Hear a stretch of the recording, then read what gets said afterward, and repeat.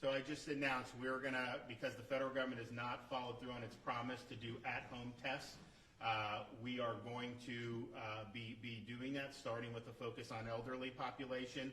And as I've said, we've sourced 1,500 requests across the state, including some to Jacksonville over the last 6 months. And as more supply come in, we'll do it. I think, though, that what you've seen is they just haven't had the supply where it needed to be. You know, if your policy is forced testing to travel, the CDC saying you have to get a negative test maybe to go back to work, we won't follow that in Florida, but that's what they're saying.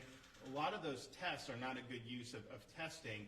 Testing really needs to be focused on the people that have clinical symptoms. So you have people that are symptomatic, and they may not have as good access because you have so many other tests being used in ways which really aren't a good use of resources.